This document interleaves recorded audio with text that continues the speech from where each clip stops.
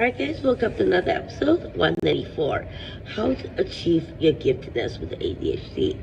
In the last episode, 193, I talked about what giftedness really is and the misunderstanding or misconceptions that derive from using IQ scores as a giftedness solely alone. So now we move on to how to achieve giftedness with ADHD. To deliberately achieve giftedness when you have ADHD is not something that has been proven or have certain methods to achieve both of them together.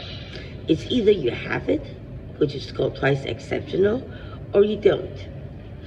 ADHD is a neurodevelopmental condition you're born with, and high intellectual ability, such as giftedness, largely reflects genetic plus early environment, like I said, nature and nurture. They aren't states you can just turn on. What is realistic is developing traits that resemble the strength profile often seen in the gifted ADHD.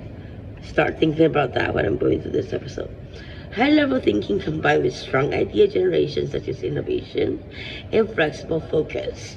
Or we can do hyperfocus, let's say, while managing attention effectively.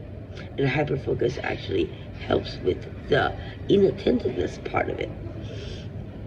Build a gifted side. This is the cognitive strength. Deep work on complex topics, such as something that you're very interested in, whether it's engineering, math, logic, system thinking, philosophy, whatever you want.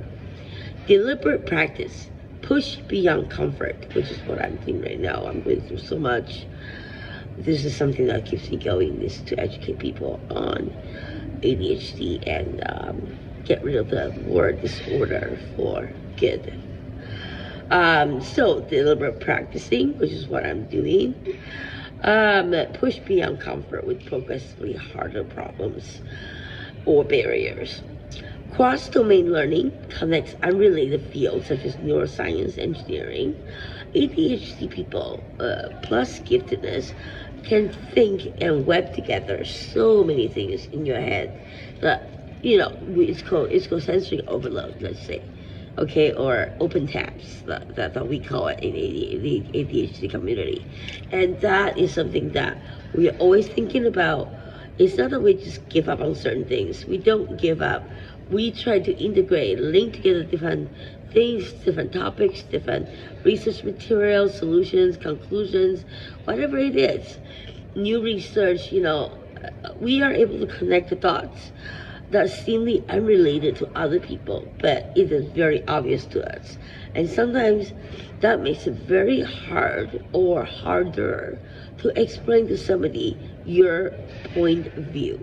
Because for you, it is very, very clear and obviously it's obvious answer.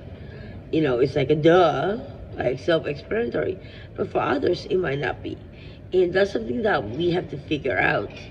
And understand how we are able to explain to others what we actually link together. All right, so to build on the gifted side, like I said, now build the productive side of ADHD-like traits without any harm. Instead of trying to have ADHD, which is impossible. You don't try to have ADHD, either you have it or you don't. Train control version is its useful aspect.